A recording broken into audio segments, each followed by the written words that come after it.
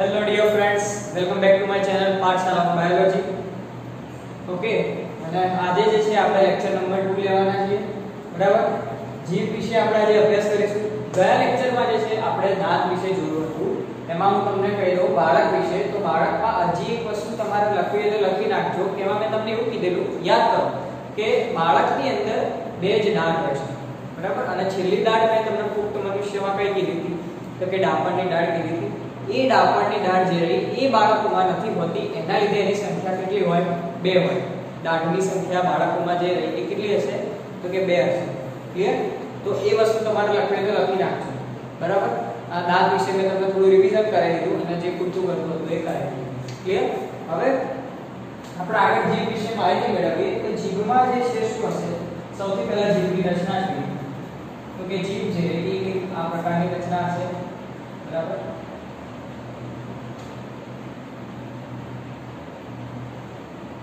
Okay, હવે આ જીવની અંદર જે છે એની અંદર નાના સ્વાદ પારખવા માટેના રસાયણો આવેલા હોય છે. બરાબર? જેના આપણે શું કહીશું? ચલો હું નામ બી તમને કહી દઉં. બરાબર? જો આવી રીતે નાના રસાયણો આવેલા હોય છે જેના આપણે શું કહીએ છીએ? સ્વાદાંકો કહીએ છીએ. બરાબર? અહીંયા લખું છું સ્વાદાંકો. હવે આ સ્વાદ પારખવા માટેના સ્વાદાંકો તો રહ્યા, પણ એના કંઈક સંવેદન તો હશે. એના વગર તો સ્વાદ નહીં પારખી શકે. બરાબર? તો એ વસ્તુ ખાસ જોઈ લો કે સ્વાદાંકોની વાત કરું કે એની અંદર જે છે ચેતાકોષો આવેલા હોય. બરાબર? ચેતાકોષો આવેલા હોય એના લીધે સંવેદન અનુભવશે, એના લીધે સ્વાદ પારખી શકશે. આ બેઝિક માહિતી છે. ચેતાકોષ. ક્લિયર? ચેતાકોષો આવેલા. ચલો, આ જીવ જે છે એના બે કાર્યની ધ્યાન આપી દો કે ભાઈ એ શું કરશે? તે સ્વાદ પારખવાનું અને ખોરાક કલવવાનું કામ કરશે. લખી નાખો અહીંયા સ્વાદ પારખે અને ખોરાક કલવવાનું. ઓકે, આ બે કામ એના નોર્મલ થઈ ગયા, એકદમ સામાન્ય કાર્ય, તમને ખબર જ હશે. ક્લિયર? તો હવે આપણે આગળ માહિતી મેળવીએ. ઓકે, ચલો હવે જે છે આપણે મુખ ગુહાની જીભ વિશે માહિતી મેળવીએ. તો કે જીભ કઈ જગ્યાએ જોડાયેલી હશે? બરાબર? એની હું તમને વાત કરું. તો કે જીભ જે એની હું વાત કરું. આ જે મનુષ્યના મુખની જે ડાયરેક્ટ રચના પર જોઈએ.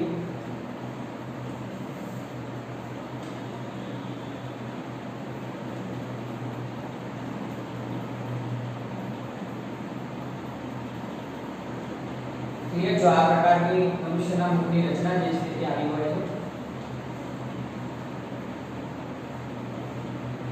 તો હવે અહીંયા જે છે આ જે જીભ હોય, હવે આની એક્ઝેક્ટ નીચેના ભાગે એટલે અહીંયા જોઈએ એની પાછળના ભાગે એક્ઝેક્ટ અહીંયા યુ આકારનું જે છે એ હાડકું આવેલું છે. એના દ્વારા એક જોડાણ પામેલી હશે. બરાબર? અહીંયા લખું યુ આકારનું અસ્થિ.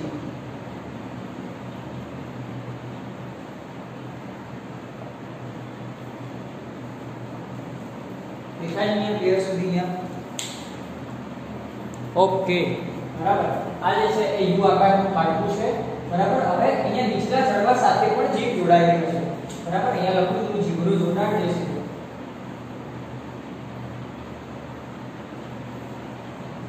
એક તો નીચલા જડબા સાથે પહેલી વસ્તુ. બરાબર?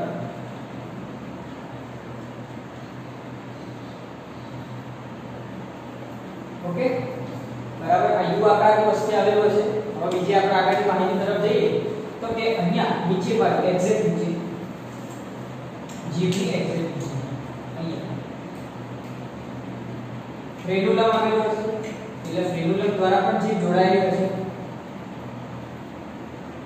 ઓકે, ફ્રેન્યુલમ દ્વારા પણ જીભ આપણી જોડાયેલી હશે. હવે હજી જીભની એક્ઝેક્ટ નીચે તે પછી વાત કરીએ.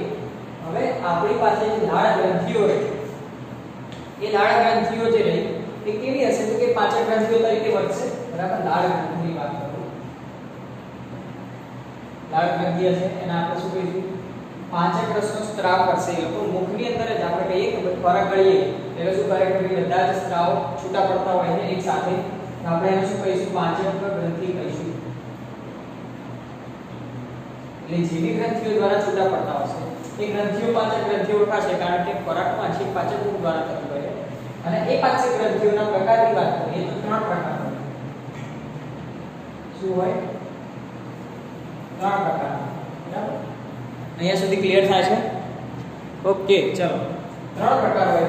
હવે એમાં આપણે ત્રણેયની વાત કરીએ તો સૌથી પહેલા અહીંયા મુખની બાજુ અહીંયા જે કર્ણ આવેલું હોય, કર્ણની વાત કરીએ. બરાબર? તો અહીંયા કર્ણની નીચે એક્ઝેક્ટલી એક ગ્રંથિ આવેલી હશે પહેલી જ. એ ગ્રંથિનું નામ શું? ઉપકર્ણ ગ્રંથિ કહીશું આપણે એને.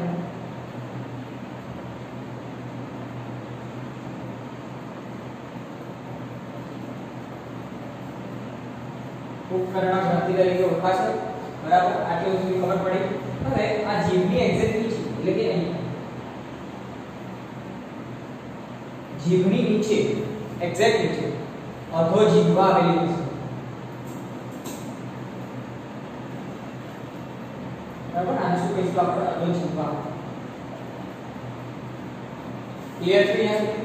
હવે અહીંયા નીચેના જડબા સાથે અહીંયા એક હાડકું આવેલું છે, આ એવી ગ્રંથિ જ હશે, તેને શું કહીશું આપણે? અધોહનુ કહીશું. અને આ ત્રણેય છે એ જોડમાં હોય. બરાબર? આ ગ્રંથિઓ છે ત્રણેય. ઓકે, આ ત્રણેય ગ્રંથિઓના નામ કીધા: ઉપકર્ણ ગ્રંથિ, અધોજીહ્વા, અધોહનુ. બરાબર? એમાંથી આ ઉપકર્ણ ગ્રંથિ જે રહી એ સૌથી મોટી ગ્રંથિ છે. સૌથી મોટી ગ્રંથિ છે ઉપકર્ણ ગ્રંથિ. આ ક્વેશ્ચન ને પૂછાતો હોય છે કે મુખમાંની જે પાચક ગ્રંથિઓ રહે અથવા તો લાળ ગ્રંથિઓ રહે એની અંદર સૌથી મોટી ગ્રંથિ કઈ? તો તમારે આમાં શું લખવાનું? ઉપકર્ણ ગ્રંથિ. ક્લિયર નહીં હશે? ચાલો આગળ સમજો. આ ત્રણેય લખી. હવે આ ત્રણેય જે રહી એ ત્રણેય ગ્રંથિઓની અંદર પુટિકા જેવી રચના આવેલી હશે. તો પુટિકા જેવી રચનાની વાત કરું તમને તો કે જો આ ત્રણ ગ્રંથિઓ છે. બરાબર? અધોજીહ્વા, અધોહનુ, ઉપકર્ણ ગ્રંથિ. એની અંદર આવેલી પુટિકા એટલે કે કોથળી જેવી રચનાઓ આવેલી હશે. બરાબર? ક્લિયર છે? તો જુઓ એમાં આ રીતે નળિકા નીકળશે, આખી કોથળી જેવી રચના હશે. આ રીતે નીકળશે આખી બહાર.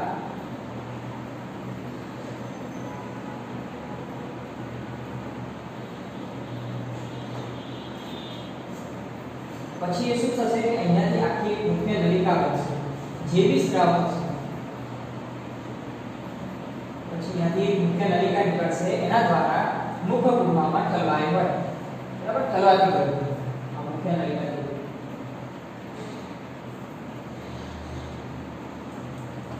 અહીંયા સુધી ખબર પડી? બરાબર? મુખ્ય નલિકા. ચાલો આગળ જુઓ તો કે આ જે પુટિકા જેવી રચના છે એની અંદર પણ હજી બીજા કોષો આવેલા હશે. એમનો તો સીધો સ્ત્રાવ નહીં થતો હોય. બરાબર? ચાલો એની વિશે સમજો કે ભાઈ આની અંદર પણ જે છે કોષો આવેલા હશે. આવી રીતે નાના નાના બીજા કોષો આવેલા હશે. ધ્યાન રાખો. બરાબર? જો બરાબર? હવે આ કોષો જે રહ્યા એ શું કરશે કે એક પુટિકાની અંદર પાછો સ્ત્રાવ કરશે. એ કોષો જે રહ્યા એ પુટિકાની અંદર સ્ત્રાવ કરતા હોય. બરાબર? એના દ્વારા શું થાય કે એમાં જે સ્ત્રાવ થયો એ સ્ત્રાવ પછી આવી રીતે બધાની અંદર હશે. બરાબર? આની અંદર પણ એવું જ હશે. બરાબર? જો એક એક કરી. બરાબર? આવી રીતે બધાની અંદર સરખું જ હોય. આવી જ રીતે અહીંયા. બરાબર? તો બધા સ્ત્રાવના કોષો કરશે એની અંદર. એ પુટિકા પછી આ નલિકામાં સ્ત્રાવ કરશે અને એ નલિકા દ્વારા મુખ્ય નલિકામાં જો મુખની અંદર સ્ત્રાવ થશે, લાળ થશે. ક્લિયર થયું આટલે સુધી? તો આ રચના ધ્યાન રાખો. હવે કોના થ્રુ એ નલિકાઓના નામ યાદ રાખવાના છે. બરાબર? આની અંદરથી જેવી નલિકાઓ નીકળશે આ ગ્રંથિઓમાંથી કે કેવી રીતે મુખની અંદર સ્ત્રાવ કરતા હોય એ હવે જોઈએ. જો સૌથી પહેલા તો ઉપકર્ણ ગ્રંથિ જેવી એમાંથી એક નલિકા નીકળશે. બરાબર? એ કઈ મુખની અંદર ઠલાવશે. બરાબર? એના આપણે શું કહીશું? સ્ટેન્સનની નળી કહીશું. બરાબર? આ ઉપકર્ણ ગ્રંથિમાંથી જે આવે નલિકા એને કહેવાય સ્ટેન્સનની નળી. બરાબર? પછી અધોહનુ જે એની અંદરથી પણ એક નલિકા નીકળશે. એ પણ સીધી મુખની અંદર ઠલવાશે. એ નળીને આપણે શું કહીશું? વટરની નળી કહીશું.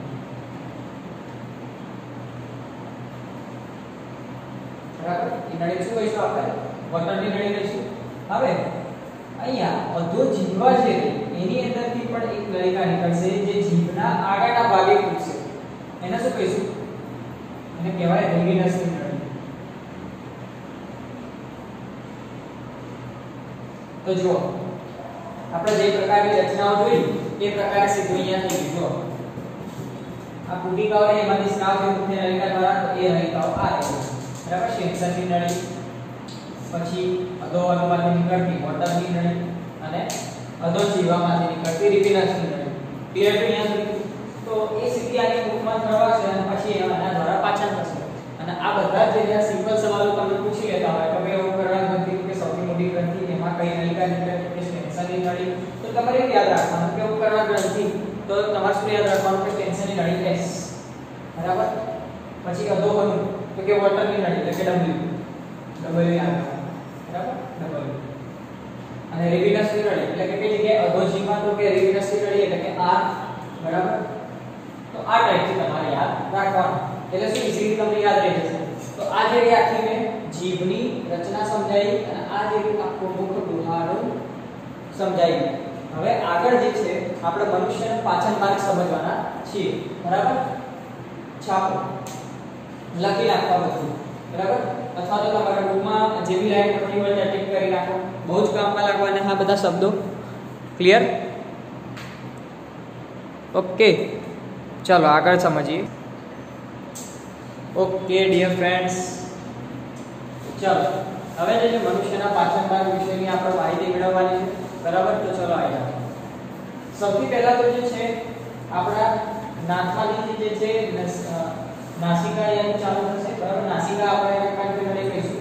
બરાબર? અહીંયાથી જ ખરેખર નાકના ભાગેથી જ કંઠ નળીની શરૂઆત થઈ જતી હોય છે.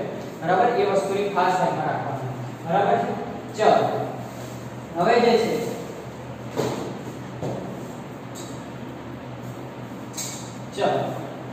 પછી આગળ જતા કંઠ નળી. બરાબર? અને કંઠ નળી પછી સ્વર કંઠ નળી આવશે. અહીંયા સ્વર પેટીની બાજુની છે એના માટે આપણે એને સ્વર કંઠ નળી તરીકે ઓળખીએ છીએ. બરાબર? મનુષ્યનો પાચન માર્ગ વિશે ફરીથી આપણે જરા જોઈ લઈએ કે ભાઈ નાસિકા એટલે કે આપણો નાકનો ભાગ હોય છે. અહીંયા લખેલું છે નાસિકા. બરાબર? તો એ નાસિકા આગળથી કંઠ નળીની ખરેખર તો શરૂઆત થઈ જતી હોય છે. આગળ જો મેં લખ્યું કંઠ નળી, પછી આગળ જતા જે છે નળીના બે ભાગ પડશે. પણ ક્યાંથી? તો કે સ્વર પેટી આગળથી. ક્લિયર? આ રહી સ્વર પેટી. બરાબર? એ સ્વર પેટી આગળથી બે ભાગ પડશે. વક્ષ બાજુ જે છે એટલે કે આગળના ભાગે શ્વાસ નળીની શરૂઆત થશે અને પૃષ્ઠ બાજુ એટલે કે પાછળના ભાગે જે છે અન્ન નળીની શરૂઆત થશે. ક્લિયર? અને અહીંયાથી જે અન્ન નળીની શરૂઆત થાય સ્વર પેટીથી એને એની પહેલાના ભાગે સ્વર કંઠ નળી તરીકે ઓળખવામાં આવતું હોય છે. બરાબર? ચલો હવે આગળ જે છે નલિકા આગળ વધી. અન્ન નળી જે છે એ 23 થી 25 સેન્ટીમીટર જેટલી લંબાઈ હોય છે બધામાં. બરાબર? આગળ વધીએ તો આગળ અન્ન નળી પછી જઠરમાં ખુલે છે. ક્લિયર છે? અન્ન નળી પછી જઠરમાં ખુલતી હોય છે. ક્લિયર થયું અહીંયા સુધી? જો અહીંયા જઠર ખુલ્યું. હૃદયની નીચે એક્ઝેક્ટ અહીંયાના ભાગે જે જઠર આવેલું છે એને શું કહેવાય? બરાબર? હૃદયની નીચે જે એક્ઝેક્ટ અહીંયા આવેલું છે અહીંયા આ જઠરને આપણે શું કહીશું? કે હૃદયગામી જઠર કહીશું. બરાબર? જેને શું કહેવાય? બરાબર? જેને આ હૃદયગામી જઠર છે. ઓકે, ચલો એ આગળ આવશે. પછી આ અહીં ઉપરનો ભાગ આને શું કહીશું? આપણે ઉપરી જઠર કહીશું. ક્લિયર થયું? ઉપરી જઠર તરીકે ઓળખીએ. હવે આ વચ્ચેનો ભાગ જે દેહ તરીકે ઓળખાશે. બરાબર? પછી આ પાછળ અહીંયા છેલ્લો ભાગ આવે છે એને શું કહીશું? આપણે ની જઠર કહીશું. ક્લિયર? નીચેનો ભાગ છે એટલે ની જઠર તરીકે ઓળખાશે. ક્લિયર થઈ ગયું? ચાલો આગળ જે છે હવે આની અંદર અન્ન નળી પછી જે વાલ્વ આવે છે એ વાલ્વની હું તમને વાત કરું તો આ વાલ્વને આપણે શું કહીશું? હૃદયની નીચેનો ભાગ છે. હૃદય જે છે એ અહીંયા આવેલું છે. થોડું કે હૃદય જે છે એ અહીંયા આવશે. ક્લિયર? તો હવે અહીંયા જે છે હૃદય આવેલું છે એની નીચેનો એક્ઝેક્ટનો ભાગ આ વાલ્વને આપણે શું કહીશું? તો કે હૃદયગામી વાલ્વ કહીશું. આ વાલ્વને આપણે ઇંગ્લિશમાં શું કહીએ? કે કાર્ડિયક સ્ફિંક્ટર. કાર્ડિયક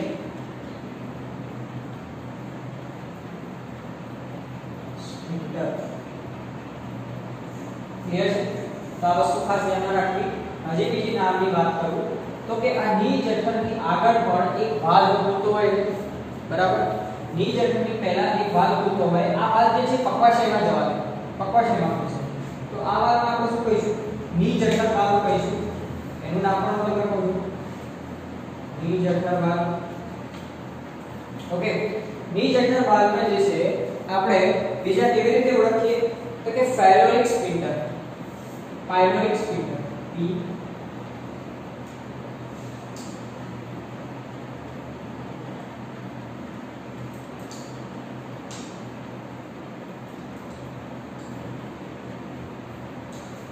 બરાબર, ફાયલોરિક સ્ફિન્ક્ટર તરીકે ઓળખાશે. એને કહીશું ની જઠર વાલ્વ. પછી અહીંયા જે છે અહીંયા પક્વાશય આવેલું છે, બરાબર? આખો ભાગ છે એને શું કહીશું આપણે? પક્વાશય કહીશું આ ભાગ. ક્લિયર છે? ચાલો હવે પક્વાશયની નળી આગળ નાના આંતરડામાં પૂછે. ખરેખર નાનું આંતરડું જે છે એ ઘણું મોટું હોય છે, બરાબર? કહેવામાં તો નાનું આંતરડું છે પણ ખરેખર એ જ મોટું હોય છે, બરાબર? કેટલી લંબાઈ હોય છે એની વાત કરું? નાના આંતરડાની નાનું આંતરડું બરાબર 6 મીટર કરતાં પણ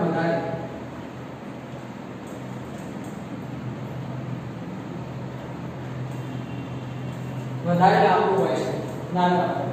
ઓકે, હવે એ નાનું આંતરડું જે છે એ ખરો ગુચરામય ભાગ હોય છે આખો, બરાબર? હવે એ જે છે છેલ્લે અહીંયા મોટા આંતરડામાં ખુલશે એની નળી, બરાબર? મોટા આંતરડામાં ખુલે એ વખતે એક બીજો વાલ્વ આવે. હવે આ વાલ્વનું તમને નામ કહું તો આ વાલ્વ આપણે શું કહીએ? ઇલિયોસિકલ વાલ્વ.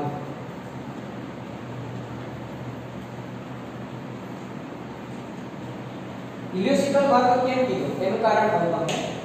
ઇલિયો એટલે શું તો કે નાનું આંતરડું અને સિકમ. ઇલિયો એટલે નાનું આંતરડું અને સિકમ એટલે આ જે ભાગ રહ્યો એને સિકમ કહેવાય, એટલે કે ઇલિયોસિકલ વાલ્વ, બરાબર? ઇલિયોસિકલ વાલ્વ. ક્લિયર? હવે અહીંયા નીચેની વાત કરું તો કે આ જે ભાગ દેખાય છે તમને, બરાબર? આ ભાગને જે છે આપણે શું કહીશું તો કે આંતરપુચ્છ કહીશું, બરાબર? ક્લિયર દેખાય છે આંતરપુચ્છ? ઓકે, હવે આંતરપુચ્છ જે છે એની જોડે અહીંયા આ નીચેનો ભાગ જે છેલ્લો છે આ એને આપણે શું કહીશું? અંધાંતર. બરાબર? ક્લિયર થાય છે સુધી? એને આપણે કહીશું અંધાંતર. બીજી એક વાત કરું તો કે આ કોલોન મેં કેમ લખ્યું છે?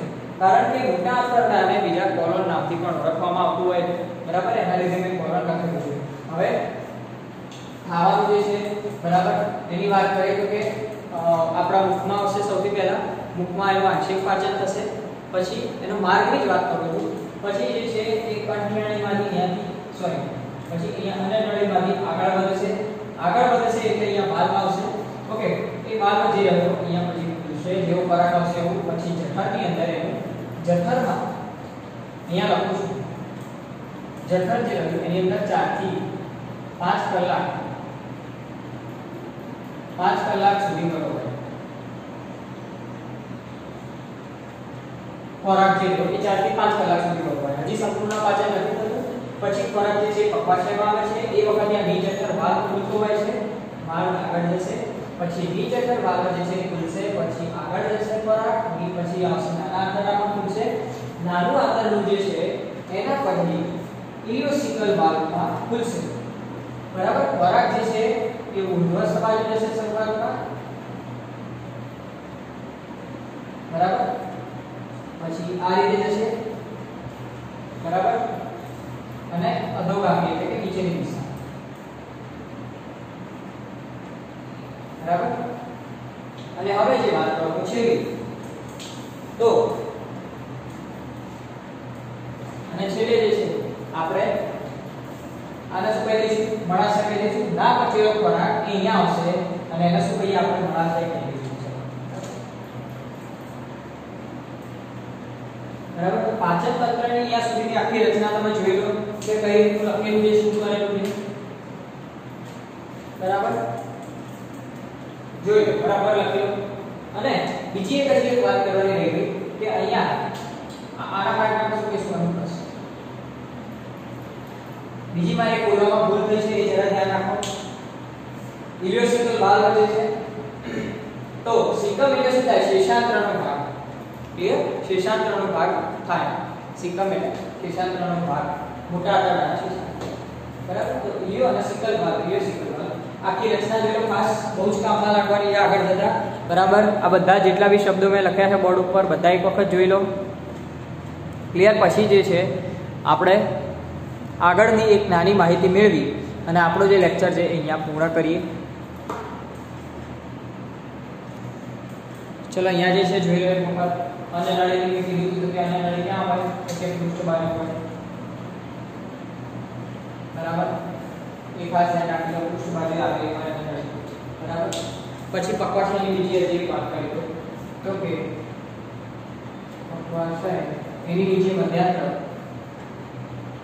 અને શેષાંતર આવેલા. શેષાંતર આ બેનો ભાગ આવેલો હશે પકવાસની નીચે. બરાબર? તો આ બે વસ્તુ બી ખાસ ધ્યાનમાં રાખજો. બરાબર? હવે આગળ જે છે એક નાનો ટોપિક આપણે ભણી અને લેક્ચર જે છે આપણો પૂરો કરીએ છીએ. ઓકે ડિયર ફ્રેન્ડ્સ, તો આપણે જે છે આગળ મેં તમને એક રચના સમજાવેલી હતી, મુખની પેલી જીભ વાળી જે જોડાણ હતું એ. તો એની અંદર એક હજી ઉમેરી દેજો કે જે ફ્રેન્યુલમ જે છે એ સંયોજક પેશી દ્વારા જોડાયેલું હોય.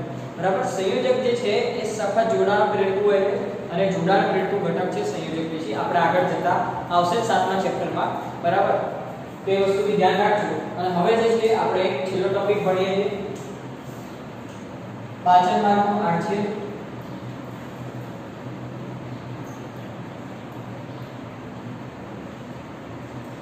આપણું પાચન માર્ગ જે રહ્યું એ કેવી તો કે નલિકામય રચના છે. બરાબર? એનો આપણે આરછે લઈએ છીએ, આ રીતે કાપી નાખીએ તો એની રચના કઈ જે છે એ આ પ્રકારે જોવા મળશે.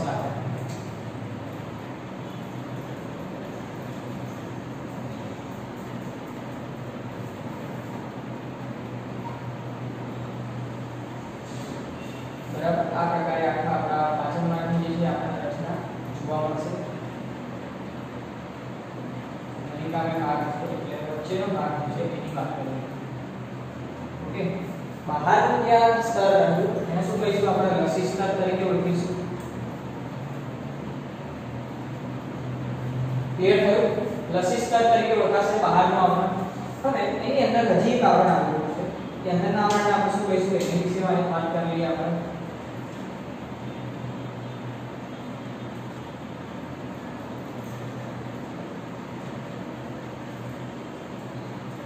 जो आयन अंदर को आपका है बराबर એની રચના કયા પ્રકારની છે? ઓકે, આને આપણે શું કહીશું? આ અંદરના આવરણ જે છે એને આપણે શું કહીશું? તો કે આયન અથવા તો સ્નાયુ સ્તર તરીકે ઓળખાશે. આયન અથવા તો આપણે બીજું શું કહીએ તો કે સ્નાયુ સ્તર. એટલે કે ના બે નામ આયન સ્નાયુ સ્તર. હજી આની અંદર બીજી એક રચના આવેલી હશે, એક આ પ્રકારની હશે. સોરી, હજી આની અંદર આ પ્રકારની એક રચના હશે. આને આપણે શું કહીશું કે વર્તુળી સ્નાયુ. ક્લિયર? હવે આની અંદર બીજી એક રચના આવશે.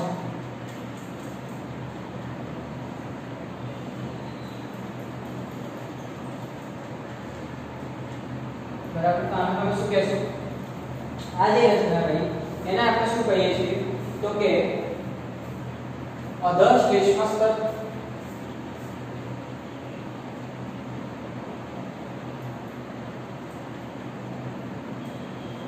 અને છેલ્લું જે કે આ પ્રકારનું રેસામય સ્તર હશે. ઓકે, રસાયણો ધરાવતું સ્તર હશે રેસામય.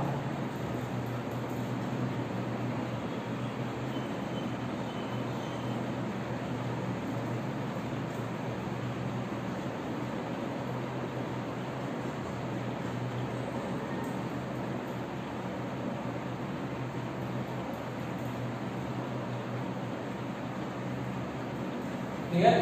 જો આને આપણે શું કહીશું? શ્લેષ્મ સ્તર. શ્લેષ્મ વાળું હશે એટલે કહીશું આપણે એને શ્લેષ્મ સ્તર. ક્લિયર? તો હવે આની અંદર જે તમને થોડા રીતના સવાલની વાત કરું તો કે તમને આમાં સવાલ કેવી રીતે પૂછશે એ જરા ધ્યાન આપજો. તમને સ્તર એટલે કેવી રીતે પૂછશે કે લસી સ્તર છે. આ જે રહ્યું આખું બહારના આવરણ, તો બહારના આવરણથી અંદરના આવરણ તરફ.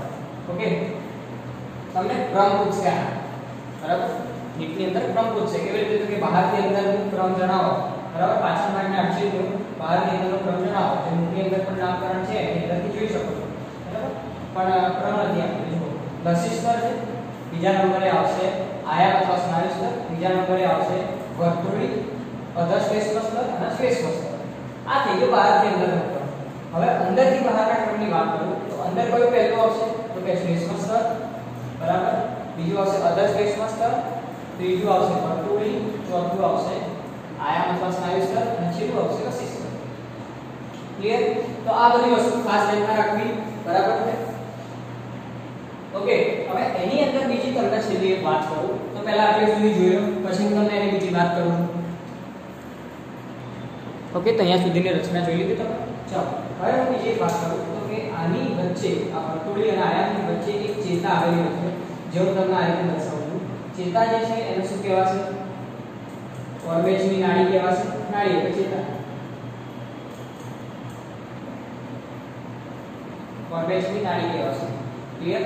બીજી વસ્તુની વાત કરું તમને તો કે અહીંયા ઓર્બેજની નાડી પછી બીજો વિસ્તાર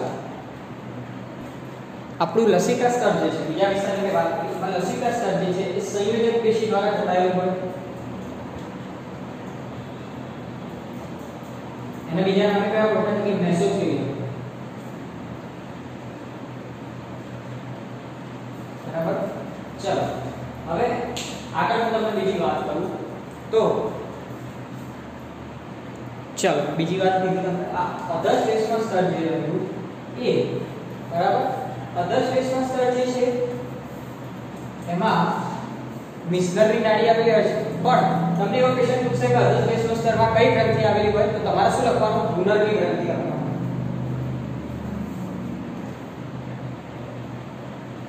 ક્લિયર? તમને પૂછશે અધશ્લેષ્મ સ્તર તેમાં લખવાનું ભ્રૂણરની ગ્રંથિ. બરાબર? આ આપણો વીકનો ટાઈમ એક્ઝિટ થઈ ગયો, ખાસ યાદ રાખવાનું. બરાબર? બીજી વસ્તુ છે કે આ જે રહ્યું એ શ્લેષ્મ સ્તર પ્રવર્ધમાન સપાટી ધરાવશે. આને શું કહીશું આપણે? પહેલા જોઈ લો પ્રવર્ધમાન સપાટી ધરાવતા રસાંકુરો છે. બરાબર? આ રસાંકુરો છે આ એ જઠરમાં ઓછા પ્રમાણમાં હોય.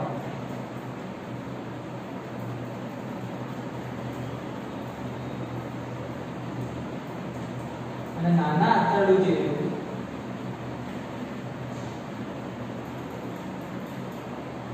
વધારે પ્રમાણમાં.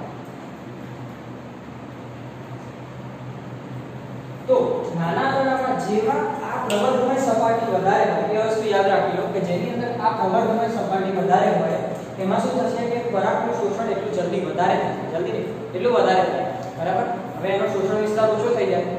જ્યાં એની સંખ્યા ઓછી હોય તેનો શોષણ વિસ્તાર કેવો હોય? ઓછો થઈ જાય. બરાબર? જો જઠરમાં ઓછા પ્રમાણમાં હોય તો ત્યાં કેવું થશે? શોષણ ઓછું થશે. શોષણ કેવું થશે? તો કે ભાઈ ઓછું. અહીંયા શોષણ કેવું થાય? તો કે ભાઈ વધારે. ક્લિયર? તો આ વસ્તુ ખાસ ધ્યાન રાખવી લેવી. બરાબર? ઓકે, તો અહીંયા સુધી જે છે આપણે રચના આખી પૂરી કરી. તો ભ્રૂણની ગ્રંથિ જે છે એ અધશ્લેષ્મ સ્તર જે છે ક્યાં હોય? તો કે કપાશની અંદર હોય. અને ભ્રૂણની ગ્રંથિ હોય એટલે કપાશમાં. જો અધશ્લેષ્મ સ્તર આ કપાશમાં હશે, કપાશની અંદર આવશે અધશ્લેષ્મ સ્તર, એમાંથી પછી આવશે ભ્રૂણની ગ્રંથિઓ. તે વસ્તુ ખાસ ધ્યાનમાં રાખી લો. બરાબર? પૂરું થઈ ગયું આપણું આખું અહીંયા. ક્લિયર? અને બીજી વસ્તુ મેં કીધી એમસીક્યુ ની કે ભ્રૂણની ગ્રંથિ તેમાં શું કીધું મેં? ચેતા કઈ આવેલી હશે? મિશ્નરી નાડી. યસ.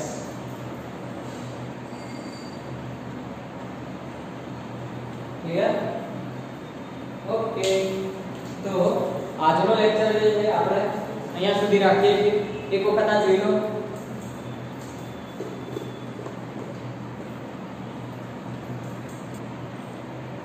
ઓકે ફ્રેન્ડ્સ, તો આજનો આપણો આ લેક્ચર અહીંયા ફિનિશ કરીએ છીએ. ઓકે, કંઈ પણ આમાં બી રહી જતું હોય તો મને ખાસ કહો, હું તમને નેક્સ્ટ લેક્ચરમાં એનું પૂરું કરી આપીશ બરાબર. ત્યાં સુધી Tata bye bye, C you.